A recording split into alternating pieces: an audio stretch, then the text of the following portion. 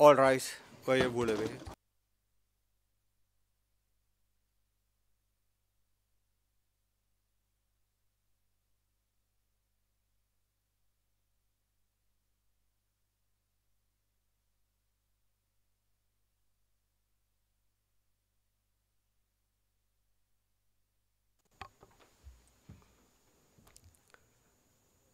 The mechanism for international criminal tribunals is now in session.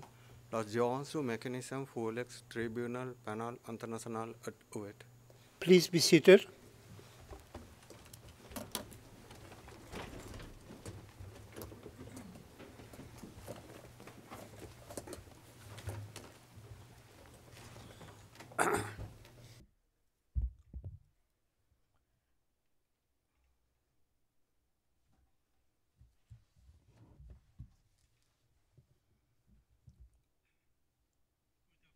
Le président, le juge Méron, bonjour. Madame la greffière d'audience, citez le numéro de l'affaire, s'il vous plaît. La greffière d'audience, bonjour. Mesdames et messieurs le juge, il s'agit de l'affaire MTPI 1699A, le procureur contre Vojislav Šešelj. Merci. Le juge président, merci Madame la greffière. Conformément à l'ordonnance portant le calendrier, rendue le 17 octobre 2017, la Chambre d'appel va maintenant entendre l'appel que l'accusation a interjeté du jugement dans l'affaire le procureur contre Vojislav Šešelj, qui a été rendu le 31 mars 2016 par la Chambre de première instance numéro 3 du Tribunal pénal international pour l'ex-Yougoslavie. Au fin du compte-rendu, j'aimerais faire remarquer que M. Šešelj, qui a choisi d'assurer lui-même sa représentation, n'est pas présent. Aujourd'hui, M. Šešelj a indiqué dans son mémoire de l'intimé qu'il n'avait pas l'intention de participer à cette audience consacrée à l'appel. Le 18 septembre 2017, la Chambre d'appel a averti M. Šešelj que s'il avait toujours l'intention de ne pas être présent à l'audience consacrée à l'appel, la Chambre d'appel ordonnerait au greffier de désigner un conseil d'appoint pour défendre ses intérêts procéduraux lors de cette audience. M. Šešelj n'a pas répondu à cette invitation de réexaminer sa position concernant cet avertissement. Par conséquent, un conseil d'appoint a été désigné et il est présent aujourd'hui dans la salle d'audience. Dans le but de préserver le droit de M. Šešelj d'assurer lui-même sa représentation, le mandat du conseil d'appoint est limité à la protection des intérêts procéduraux de M. Šešelj à l'audience d'aujourd'hui. M. Šešelj va avoir la possibilité de répondre aux arguments oraux présentés par l'accusation dans un délai de 10 jours de la réception du compte-rendu de l'audience d'aujourd'hui en BSS. Maintenant, je invite les parties à se présenter. D'abord, le bureau du procureur. Le représentant du bureau du procureur, M. Markussen. Bonjour, monsieur. Mesdames et messieurs les juges, je m'appelle Matthias Markussen. Je suis ici avec Barbara Goy, Anne-Gaëlle Denier et Joshua Rosenzweig et notre commis à l'affaire, Ian Reid. Le juge président, merci, monsieur Markussen. Et maintenant, le conseil d'appoint pour monsieur Šešelj. Monsieur Rohan, bonjour, mesdames et messieurs les juges. Je m'appelle Colin Rohan et je suis aujourd'hui en tant que conseil d'appoint dans les conditions qui sont indiquées dans l'ordonnance portant le calendrier. Le président Méron. Maintenant, je vais passer à une brève introduction pour ce qui est des questions qui vont soulever aujourd'hui. Cette affaire concerne l'acquittement de M. Vojislav Šešelj, qui en février 1991 a été nommé président du Parti radical serbe et en juin 1991 a été élu député à l'Assemblée de la République de Serbie. L'accusation a retenu contre M. Šešelj les charges concernant la persécution, expulsion et actes inhumains, entre parenthèses transfert forcé en tant que crime contre l'humanité, ainsi que meurtre, torture, traitement cruel, destruction sans motif de village, destruction ou endommagement délibéré des édifices consacrés à la religion ou à l'éducation, et le pillage de biens publics et privés en tant que violation des lois ou coutumes de la guerre. L'accusation a indiqué que M. Chechel a planifié, a ordonné, a incité à commettre, a commis ou de toute autre manière a aidé la commission de ces crimes. En outre, l'accusation a allégué qu'il avait participé à la commission de ces crimes entre l'août 1991 et le septembre 1993 par le biais d'une entreprise criminelle commune dont l'objectif commun était de déplacer de force et de façon définitive par le biais de la commission des crimes de la majorité des Croates, des musulmans de Bosnie et d'autres populations non serbes de à peu près un tiers du territoire de la Croatie et de vastes portions de Bosnie-Herzégovine ainsi que de la Voïvodine en Serbie pour faire inclure ces zones à un État, nouvel État dominé par les Serbes. La Chambre de première instance, à la majorité, le juge Latanti étant en désaccord, a acquitté M. Chechel de toutes ses charges. L'accusation présente deux moyens d'appel en affirmant que la Chambre de première instance a commis une erreur de droit puisqu'elle n'a pas présenté une opinion motivée et a commis une erreur de fait puisqu'elle a acquitté M. Chechel. L'accusation demande que la Chambre d'appel revoie et réexamine le jugement de première instance, de déclarer M. Chechel coupable des faits qui lui sont reprochés et de lui fixer une peine en conséquence ou, à titre subsidiaire, d'ordonner un nouveau procès. M. Chechel a répondu que l'appel de l'accusation devrait être rejeté dans son intégralité. Maintenant, je vais résumer la façon dont on a procédé aujourd'hui. J'aimerais rappeler l'accusation que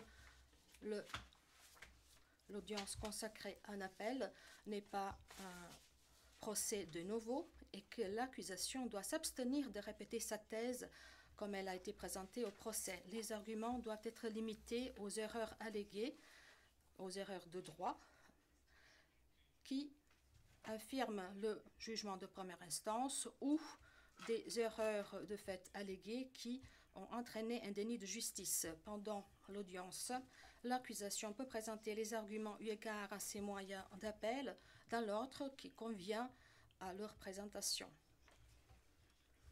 L'accusation doit présenter ses arguments de façon précise, claire et concise, et également doit fournir les références précises concernant les documents étayant ces arguments oraux.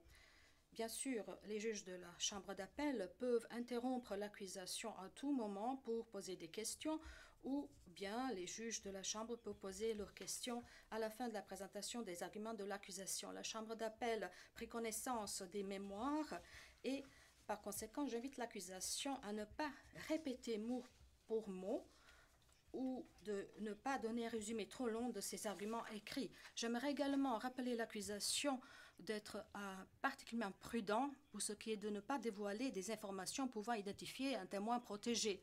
Comme il est indiqué dans l'ordonnance portant calendrier, nous allons entendre les arguments de l'accusation pendant 1 heure. Et étant donné que M. Chechel a choisi de ne pas participer à l'audience consacrée à l'appel, l'audience sera levée par la suite. Je voudrais à présent inviter le représentant du bureau du procureur de présenter ses arguments en appel.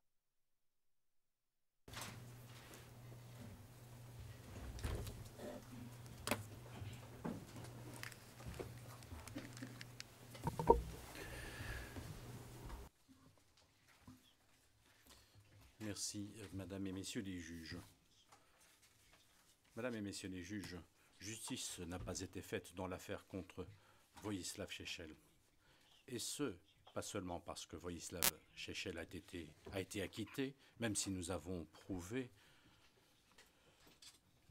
dans notre mémoire en appel qu'aucun juge du fait raisonnable n'aurait pu l'acquitter. En effet, le problème encore plus préoccupant est que la Chambre de première instance n'a pas jugé cette affaire comme il se doit.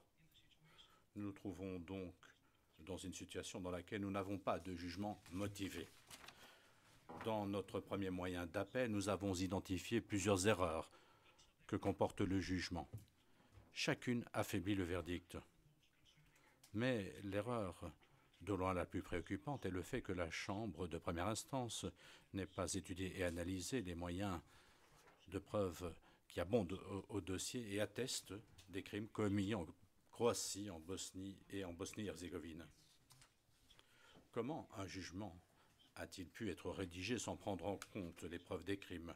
Comment une décision a-t-elle pu être prise sur l'existence d'une entreprise criminelle commune si les preuves relatives aux crimes n'ont pas été étudiées? Comment peut-il y avoir eu des conclusions au sujet des attaques généralisées et systématiques contre la population civile si l'ampleur et la systématicité des crimes n'ont pas été étudiées? Comment les victimes et témoins peuvent-ils avoir la certitude que justice soit faite si les preuves relatives aux crimes ne sont pas analysées dans le jugement? La réponse est évidemment que les moyens de preuve relatifs aux crimes en Croatie et Bosnie-Herzégovine étaient un pilier dans cette affaire. Un jugement ne saurait être rendu sans qu'ils aient été étudiés en profondeur. Et pourtant, le jugement fait à peine référence aux moyens de preuve relatifs aux crimes en Croatie ou Bosnie-Herzégovine. Des 357 paragraphes que compte le jugement, seuls 10 traitent des moyens relatifs aux crimes en Croatie et Bosnie-Herzégovine. Seuls 7 paragraphes traitent des crimes de guerre commis en masse contre les Croates, musulmans et autres non-serbes lors des campagnes de purification ethnique en Croatie et Bosnie-Herzégovine. 7. Seuls 2 paragraphes sont consacrés à la conclusion stupéfiante selon laquelle il n'existe aucune preuve d'attaque généralisée systématique contre les populations civiles en Croatie et Bosnie-Herzégovine. 2. La section du jugement traitant de l'entreprise criminelle commune ne consacre qu'un bref paragraphe au crime, un seul. Nulle part dans le jugement l'on trouve une analyse des moyens de preuve relatifs à l'expulsion et au transfert forcé des populations croates et musulmanes des zones revendiquées par les Serbes, qui constituaient l'objectif principal du dessein criminel commun. Aucun paragraphe, aucune analyse. Ce jugement ne répond pas aux critères du TPY et du MTPI. Il doit être cassé. Sa subsistance jettera le discrédit sur le TPY comme sur le MTPI. Le premier moyen d'appel de l'accusation fait état de nombreuses erreurs dans le jugement provenant d'un défaut de motivation. Ces erreurs sont si nombreuses que la thèse de l'accusation n'a pas fait l'objet d'un jugement correct. Aujourd'hui, je donnerai 4 exemples qui montrent que la Chambre n'a pas rempli ses fonctions juridictionnelles. Premier exemple, la Chambre n'a pas exercé sa fonction première d'évaluer la crédibilité de moyens de preuve importants figurant au dossier. Deuxièmement, la Chambre n'a pas étudié l'intention de Šešelj en étudiant sa participation au dessein criminel commun. Troisièmement, le chef principal de l'acte d'accusation n'a pas fait l'objet d'une décision car la majorité a proposé une interprétation tronquée de la thèse de l'accusation. Quatrième exemple, et le plus préoccupant de loin, la majorité n'a pas tenu compte des abondants moyens de preuve de crimes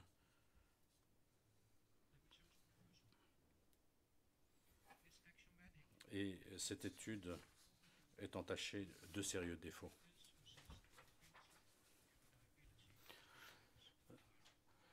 En ce qui concerne les conclusions quant à la motivation, quant à la crédibilité, premier point, il va de soi que l'un des devoirs les plus importants d'un juge du fait est d'évaluer la crédibilité et fiabilité des preuves.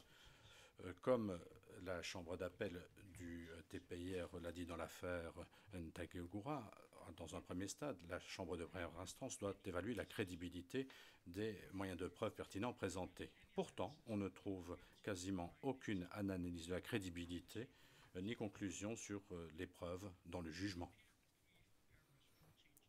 Dans le mémoire en appel, paragraphes 14 à 17, nous fournissons 2 exemples d'absence de conclusion sur la crédibilité.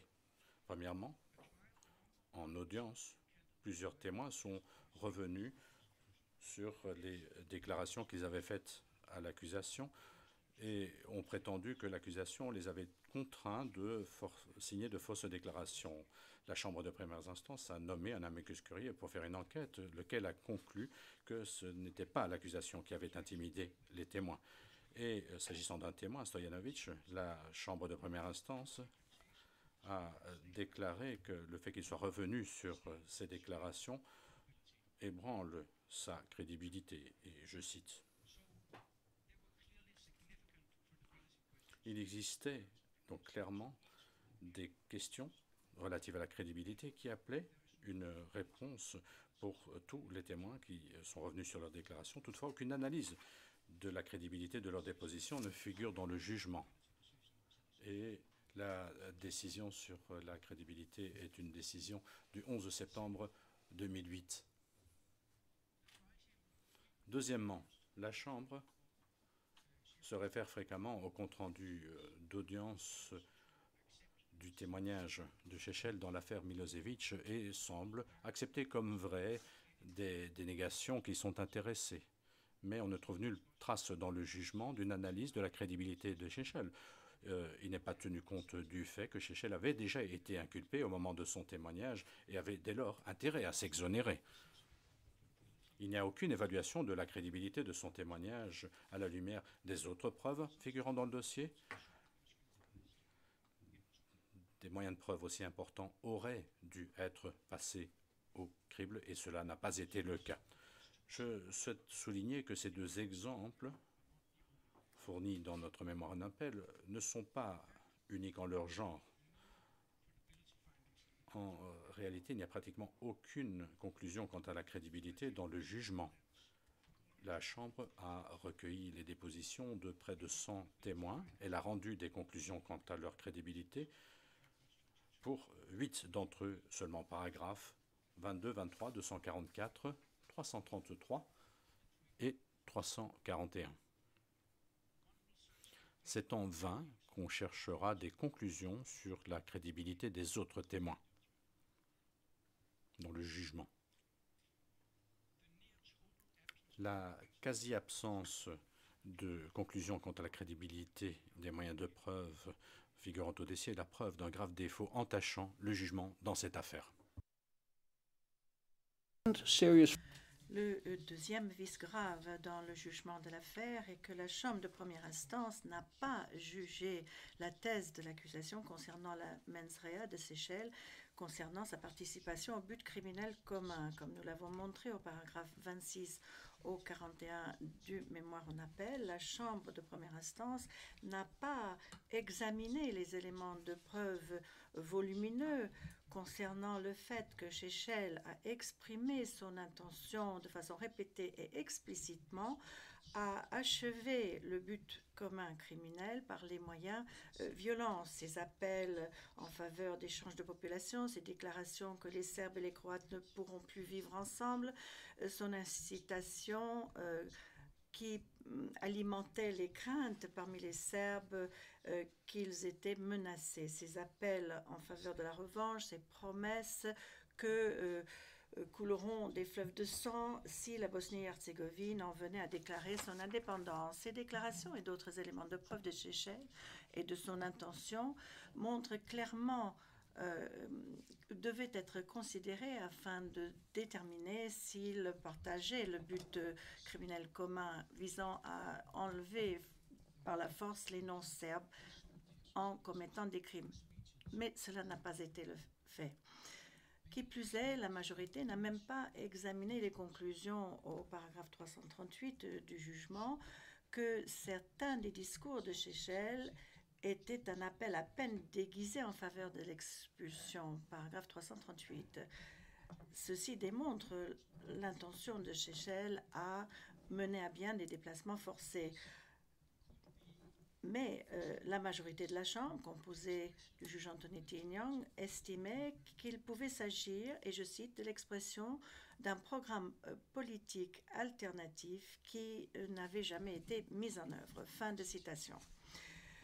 La conclusion selon laquelle le programme politique de Šešelj comprenait l'expulsion des Croates doit sans aucun doute comprendre le fait que Šešelj avait l'intention d'expulser les Croates. L'expulsion des non-serbes correspondait au but commun criminel allégué dans l'acte d'accusation. Cependant, la majorité n'a même pas abordé cette question dans l'analyse de l'entreprise criminelle commune. La majorité n'a pas examiné un grand nombre d'éléments de preuves pertinents, ni même l'impact de ses propres conclusions par rapport à la question centrale de l'affaire qui n'a pas été jugée comme il se doit. Le troisième gros souci dans ce jugement est que l'argument principal de l'accusation concernant le fait de savoir pourquoi les éléments montraient en effet l'existence d'une entreprise criminelle commune n'a pas été convenablement jugé. La majorité a considéré que les arguments clés de l'accusation à la fin du procès étaient peu clairs. Elle a remanié les choses, suggérant que l'accusation avait considéré que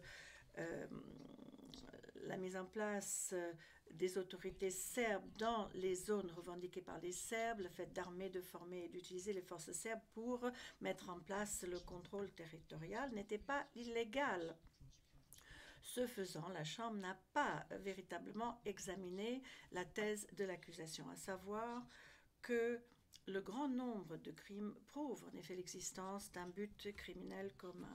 L'argument principal de l'accusation consistait à dire que les forces serbes, y compris les hommes de Šešelj, ont lancé des campagnes de purification ethnique à grande échelle en Croatie et en Bosnie, au cours desquelles ils ont expulsé systématiquement des dizaines de milliers de non-serbes, ont tué, torturé, battu, maltraité, détenus illégalement dans des conditions inhumaines des milliers d'autres.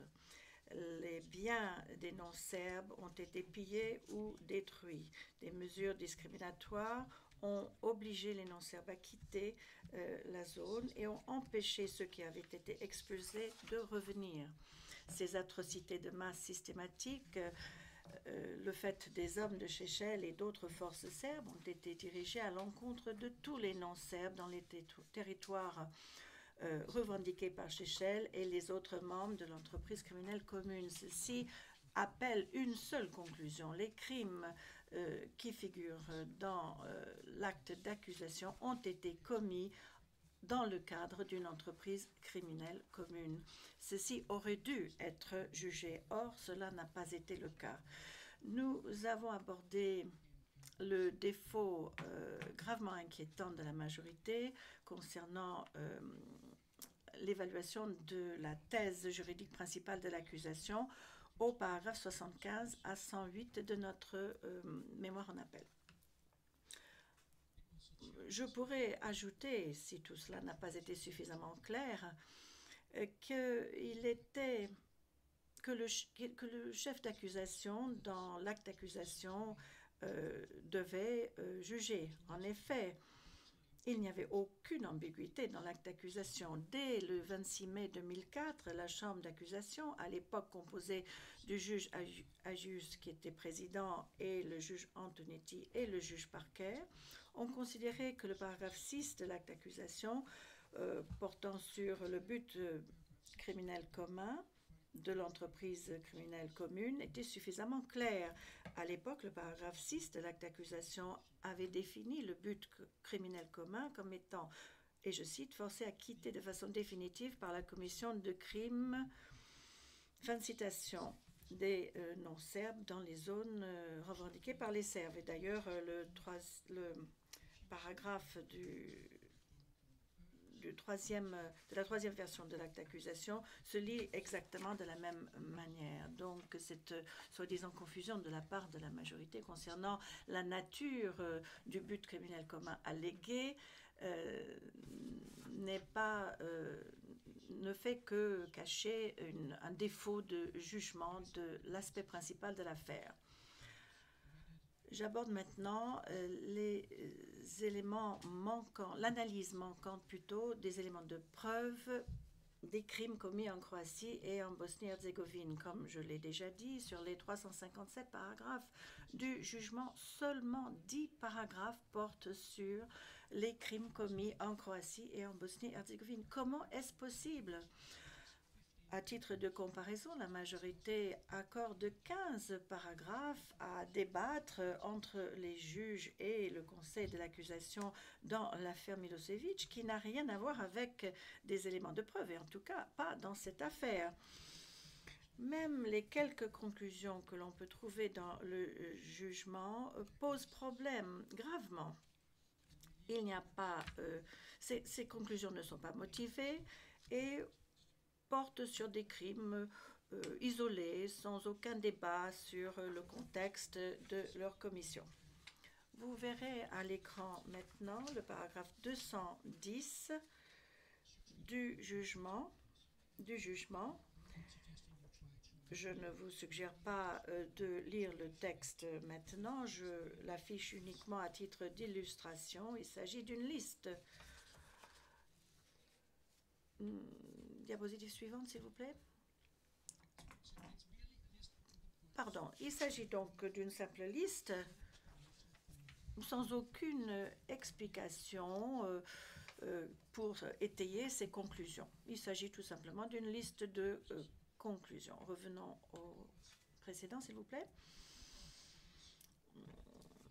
Messieurs, Madame les juges, les notes en bas de page du paragraphe 210 citent 13 480 pages d'éléments de preuve. Alors, Monsieur et Madame les juges, je vous montre la toute première note en bas de page du paragraphe 210 du jugement. Vous constaterez qu'il s'agit là d'une longue liste d'éléments de preuve, des documents, des noms de témoins, sans aucune référence de page. La Chambre de première instance n'indique même pas si elle compte sur les déclarations préalables des témoins ou s'il compte sur leur déposition viva voce. La toute première référence indique, et je cite, décision du 23 juillet 2010, annexe. Fin de citation. Il s'agit d'un fait jugé comportant 155 faits extraits de l'affaire Krajišnik sur un certain nombre de faits. Mais comment devons-nous savoir quels sont les faits sur lesquels la Chambre de première instance s'est appuyée et pour tirer quelles conclusions? La deuxième référence porte sur Renaud Tenens. Il s'agit de l'expert militaire de l'accusation. Son rapport comportait 397 pages et il y a quelques 637 pages, voire plus, de pages de déposition. Seychelles l'a contre-interrogé, les juges lui ont posé de nombreuses questions, mais sur quoi s'est appuyée la Chambre? Comment a-t-elle évalué ces éléments de preuve? Nous n'avons aucun moyen de le savoir.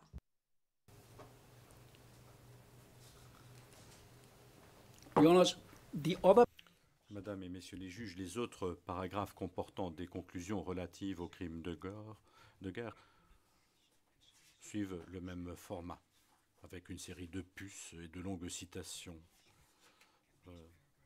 en note de bas de page. Ces paragraphes ne peuvent nullement être considérés comme un jugement motivé. Ils sont tout le contraire d'une motivation, une conclusion sans aucune explication. Vous aurez également relevé que les crimes de guerre ne sont pas expliqués dans le bon contexte qui est le leur. La Chambre de première instance a choisi de consacrer 154 paragraphes à des conclusions sur le contexte historique et politique de l'affaire, plusieurs partis politiques et les forces armées serbes. Mais il n'existe aucune référence aux crimes commis par ces forces lors des événements abordés. Par exemple, au paragraphe 91 du jugement, la Chambre conclut qu'entre le 1er avril et le 15 juin 1992, les organes municipaux et régionaux du SDS ont joué un rôle de premier plan dans l'organisation des unités de défense territoriale, des unités de TO. Ces unités travaillaient parfois avec la GNA et ont entrepris de sécuriser les municipalités serbes.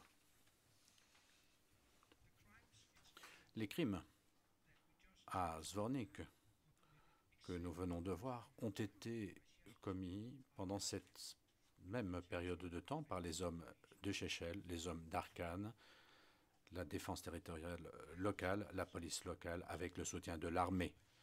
Pourquoi le jugement n'étudie-t-il pas ce que cela pourrait prouver? C'était un des arguments principaux de l'accusation que la systématicité des crimes à grande échelle commis systématiquement dans les zones prises par les forces serbes, créées et contrôlées par Chechel et les autres membres de l'entreprise criminelle commune, ne pouvait conduire qu'à une seule conclusion raisonnable, à savoir que les crimes avaient été commis dans le cadre de la mise en œuvre d'un dessein criminel commun.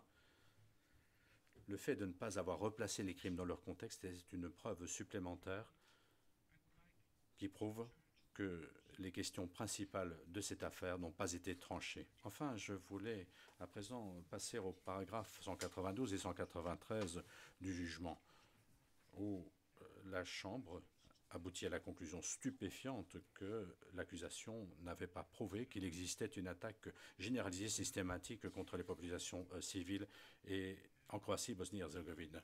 Le président, M. Marcussen, avant que vous me parliez de cela, je vous remercie de votre prise de parole. Dans votre mémoire en appel et dans vos propos, vous estimez que la Chambre n'a pas motivé son jugement en ce qui concerne ses conclusions sur les violations des lois et coutumes de la guerre. Pourriez-vous expliquer l'impact de ce que vous présentez comme une erreur de la Chambre de première instance sur le verdict et votre demande en appel?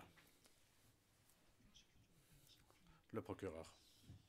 Monsieur le Président,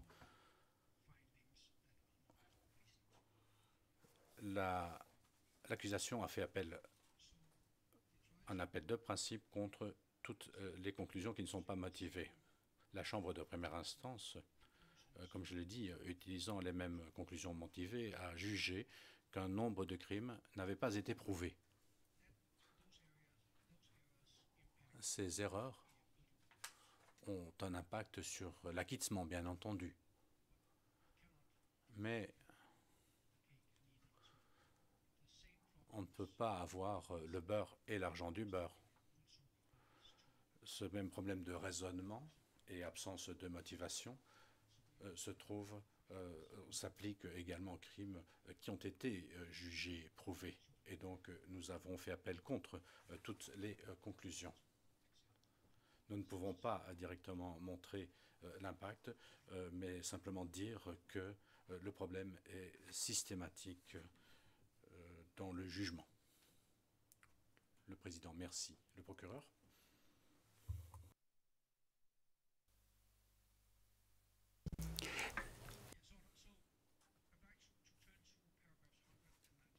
Je voulais à présent parler des paragraphes 192 et 193, dans lesquels les juges estiment qu'il n'existait pas de preuve d'une attaque généralisée et systématique contre les populations civiles en Croatie et Bosnie-Herzégovine.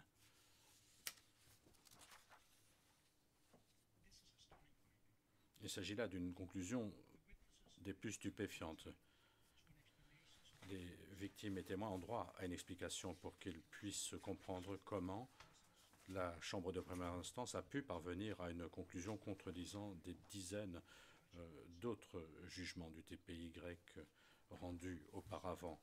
La majorité n'en offre aucune et ne cite même pas un seul moyen de preuve au paragraphe 1992.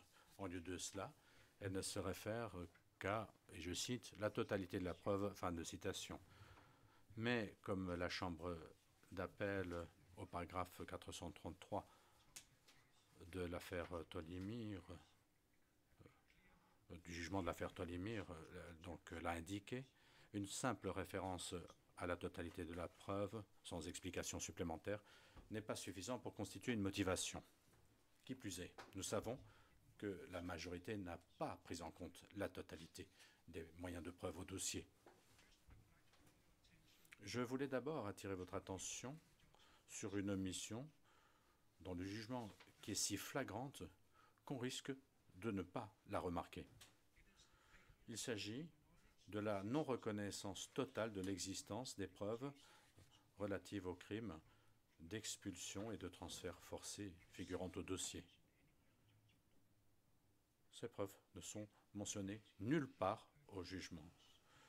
Toutefois, le but criminel commun allégué était le déplacement forcé de la population non serbe des zones ciblées.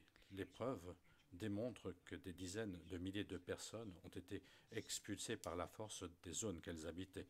Il était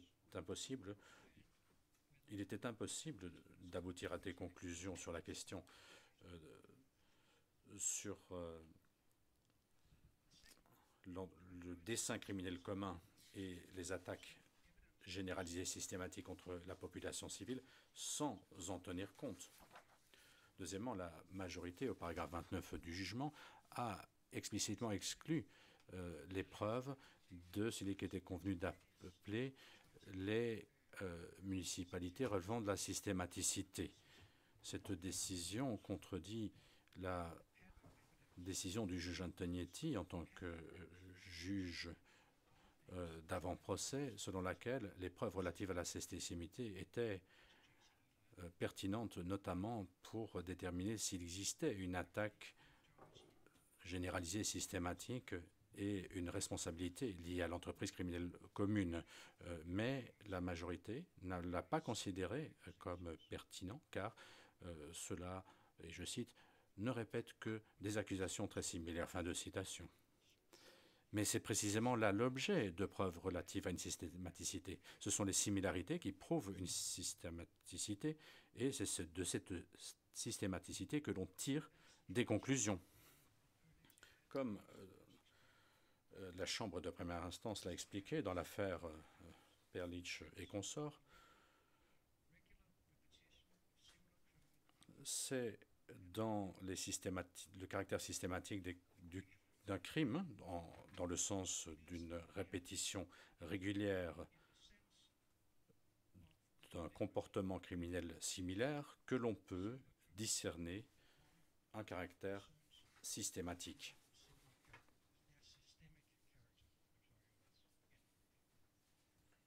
Fin de citation. Volume 1, paragraphe 41.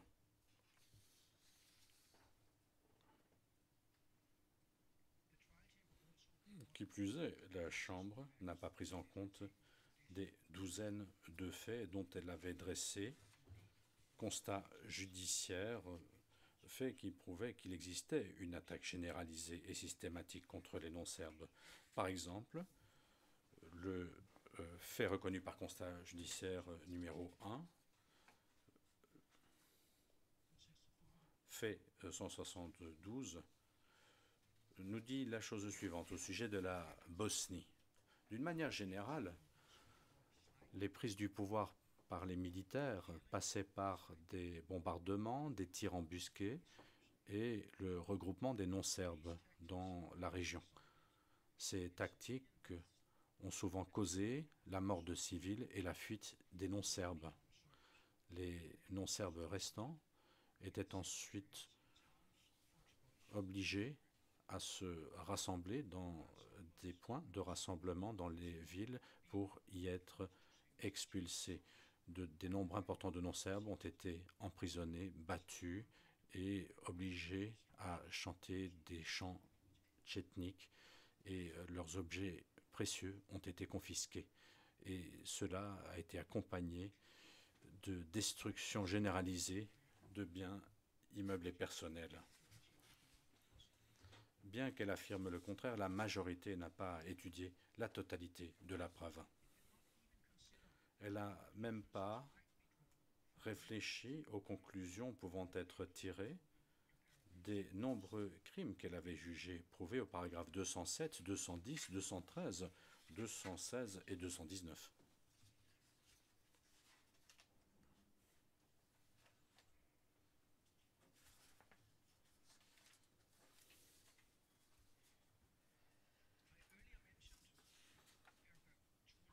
J'ai déjà parlé du paragraphe 210 concernant les crimes commis à Zvornik.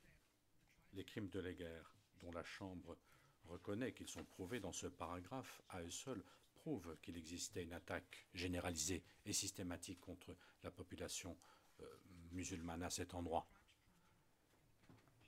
Les crimes déclarés prouvés dans ce paragraphe démontrent une campagne de crimes à grande échelle commis à partir de la prise du pouvoir par les Serbes à Zvornik le 8 avril 1992 jusqu'à l'expulsion de tous les musulmans en juin 1992. D'une manière générale, l'épreuve montre que 1080 personnes ont été tuées à Zvornik et 165 de ces victimes sont identifiées nommément dans notre mémoire en clôture. La Chambre de première instance a constaté le meurtre d'un nombre important de prisonniers musulmans à l'école technique de Karakai et le meurtre d'un nombre important de prisonniers non serbes à l'abattoir de Gero.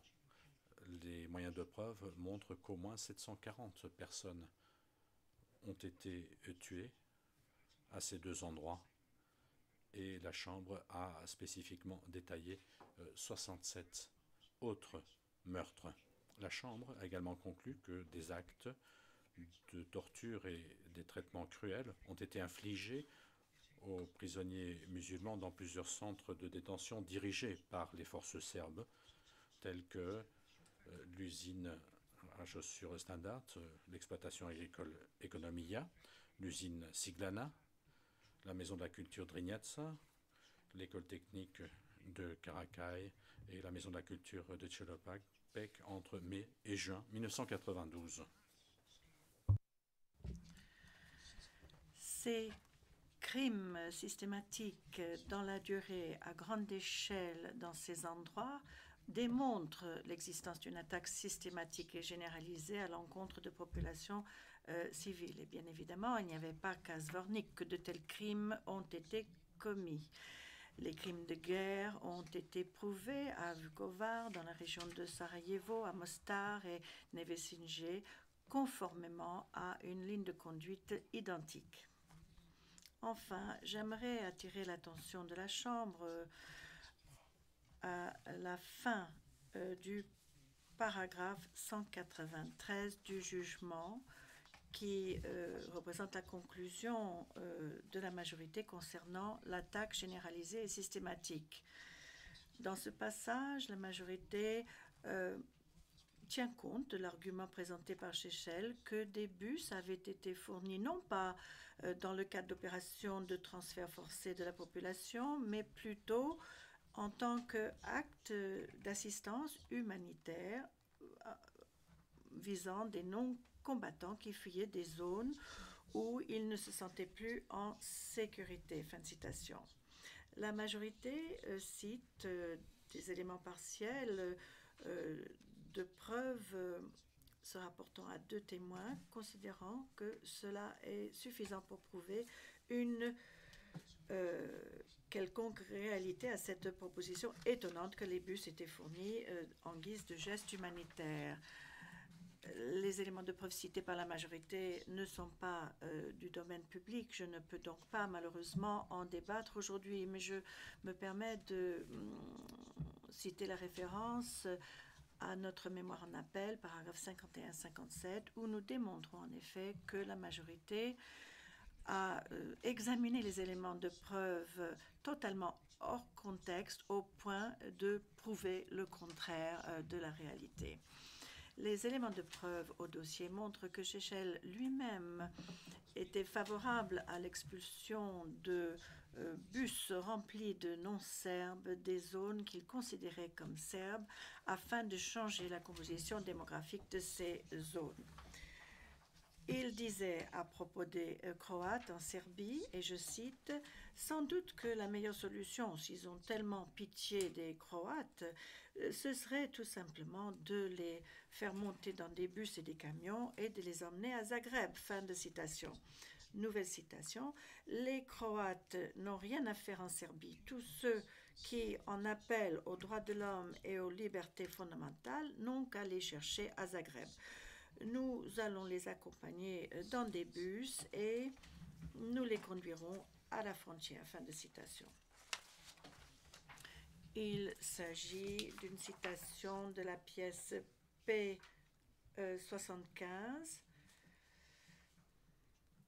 page 7, et de la pièce P01298, page 1.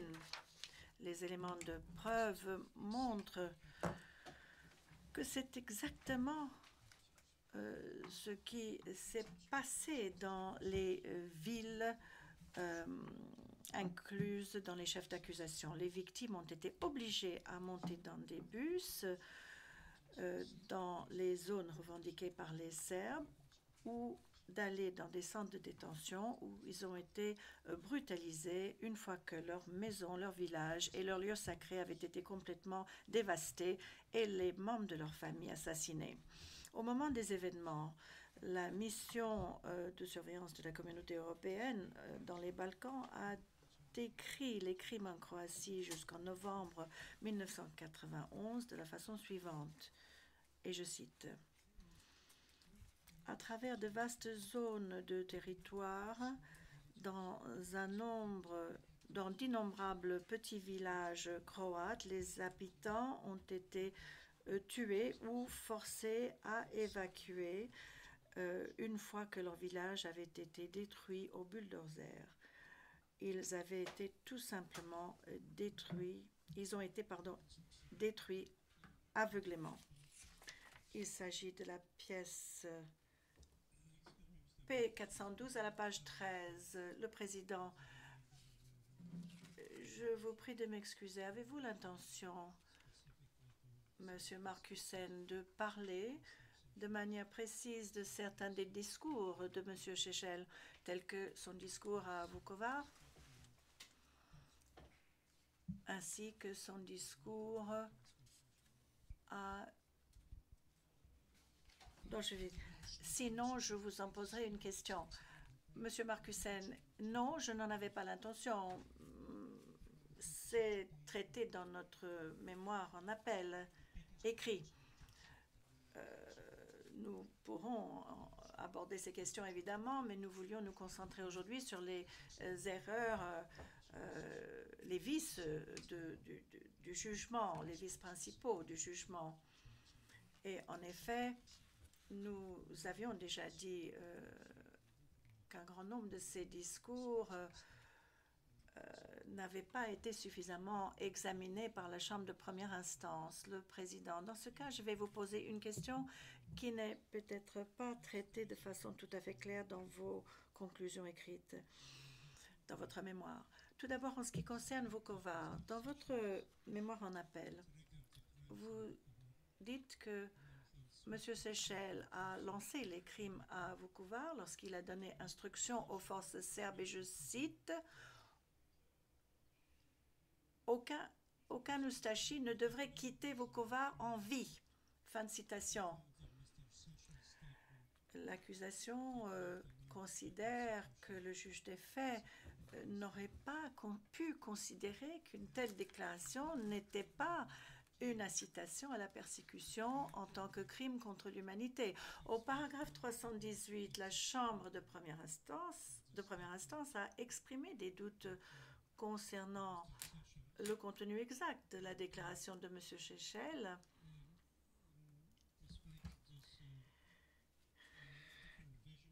Et en dépit de cette vision différente que vous semblez défendre par rapport à ce qu'avait dit la Chambre de première instance, vous n'avez pas abordé cette question précise dans votre mémoire écrite. Et j'aimerais vous poser encore une autre question concernant les discours, concernant l'incitation de crimes à Skopje de la part de M. Šešelj. Dans votre mémoire en appel, vous avez dit qu'aucun juge des faits raisonnables n'aurait pu conclure que M. Šešelj n'était pas coupable d'incitation en contribuant de manière substantielle à la commission de ces crimes. Il serait utile à la Chambre d'appel si vous pouviez nous donner quelques détails supplémentaires concernant les individus qui auraient été victimes de ces incitations et notamment les auteurs des crimes incités par M. Shechel. Si vous avez ces éléments, évidemment. Monsieur Marcussen, à Erkovsi, les discours étaient donnés par un certain nombre de Serbes locaux. Et à la suite de ce discours, il y avait énormément une recrudescence d'actes d'intimidation et de violence à l'encontre de la population croate, et les éléments de preuve identifient un certain nombre de membres du parti de Shechel dans la zone qui étaient impliqués dans ces événements. Donc c'est cela l'incitation. Nous considérons que les crimes commis après le discours sont tels qu'il y a un lien évident entre le contenu des discours et la persécution des Croates.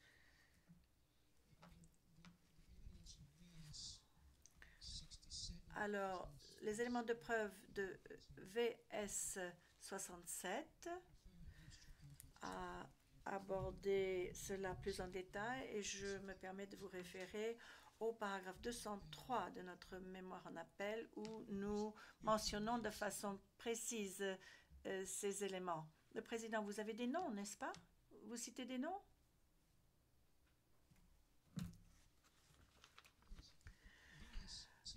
Monsieur Marcussen, oui, le VS 67 a expliqué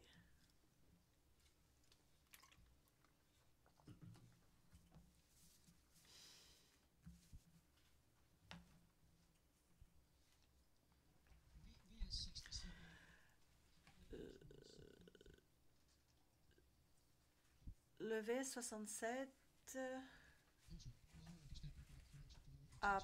je vous prie de m'excuser, mes collègues m'indiquent que je ne peux pas vous en parler aujourd'hui puisqu'il s'agit d'éléments de preuve confidentiels qui avaient été donnés à huis clos. Mais si vous regardez la dernière phrase du paragraphe 203 de notre mémoire en appel, vous trouverez une réponse à votre question. Je suis désolée. Le Président, je vous remercie. En ce qui concerne donc le premier discours dont j'ai parlé à Vukovar, qu'en est-il? Monsieur Marcussen, eh bien là, si j'ai bien compris votre question, il y avait deux éléments dans la question. Tout d'abord, est-ce que le contenu du discours était prouvé? Est-ce que j'ai bien compris? Le Président, je crois qu'il y avait une certaine réticence de la part de la Chambre de première instance et j'aurais voulu entendre votre avis, des clarifications éventuelles. Est-ce que, car il y avait des doutes concernant le contenu exact de ce discours. Monsieur Marcussen. Monsieur le Président, de nombreux témoins ont parlé de ce discours et les propos ont varié quelque peu selon les témoins. Et l'un des témoins, un journaliste, avait pris note du discours. Donc, nous considérons que la Chambre de première instance a été erronée lorsqu'elle a considéré qu'il y avait un quelconque doute quant à le fait que Shechel a fait ce discours et quant au contenu du discours. Certes, il y a quelques variations dans le dossier de l'affaire en ce qui concerne les termes exacts du discours, mais il n'y a pas de doute, nous semble-t-il, concernant le fait que M. Shechel ait bien donné ce discours et quant à la nature de son contenu. Shechel a donné ce discours dans un lieu où un grand nombre de ses volontaires étaient présents, à une époque où les Croates avaient été tués, notamment à l'usine Velpromet, qui était contrôlée par l'ATO locale et ses volontaires. Donc, si vous voulez, nous avons un certain nombre de déclarations, pas forcément à Vukovar, mais dans d'autres lieux également, et cela fait partie de la personnalité de M. Shechel qui consiste à faire ses discours avec un message tout à fait clair. L'un des témoins a indiqué que son sang se glaçait en écoutant le discours car il savait exactement ce que cela signifiait. Donc le contenu du discours était très clair. Le président, merci. Monsieur Marcussen. Monsieur Marcussen, Monsieur le Président, je viens de citer la mission de l'Union européenne pour les Balkans, décrivant les crimes en Croatie et qui se sont poursuivis par la suite en Bosnie. Ce sont ces crimes-là qui ont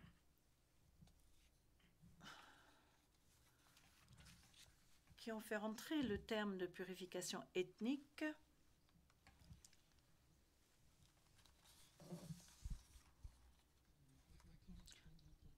pardon, ma consoeur vient de me faire remarquer que le paragraphe 182 de notre mémoire en appel, où le témoin, nous citons le fait que le témoin a parlé de l'impact du discours de Shechel que je viens de mentionner.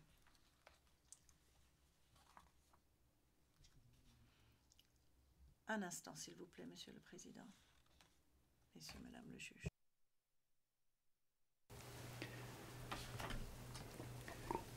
Your Honors, it was a massive crimes of deportation.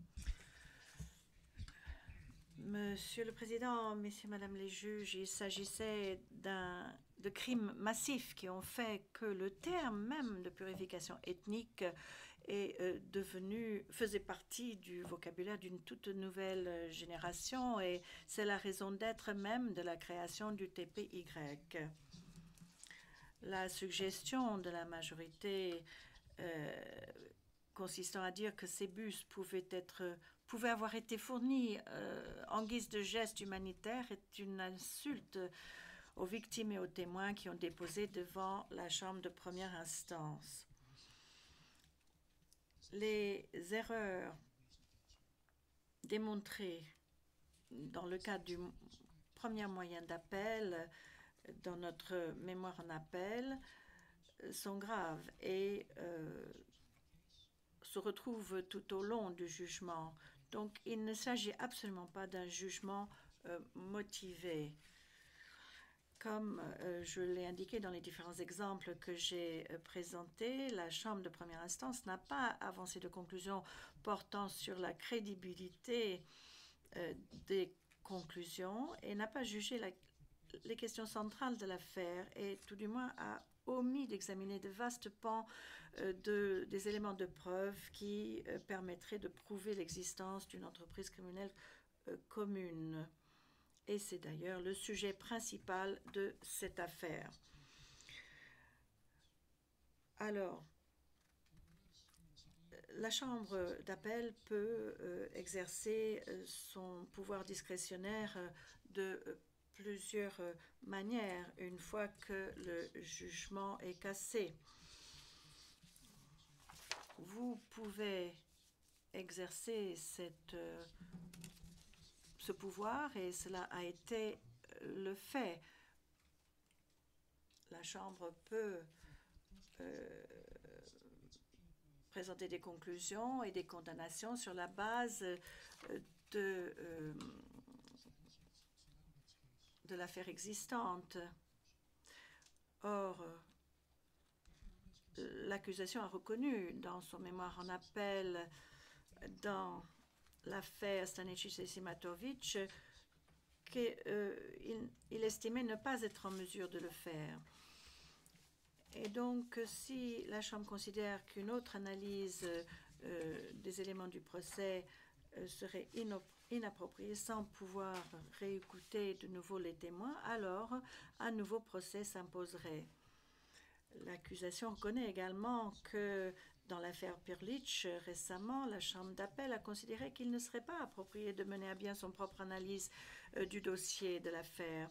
Ce faisant, de nombreuses condamnations ont été maintenues et de longues peines imposées, ainsi que la durée de la procédure, et considéré que c'était dans l'intérêt de la justice qu'un nouveau procès par rapport au crime lorsque la Chambre d'instance a commis une erreur.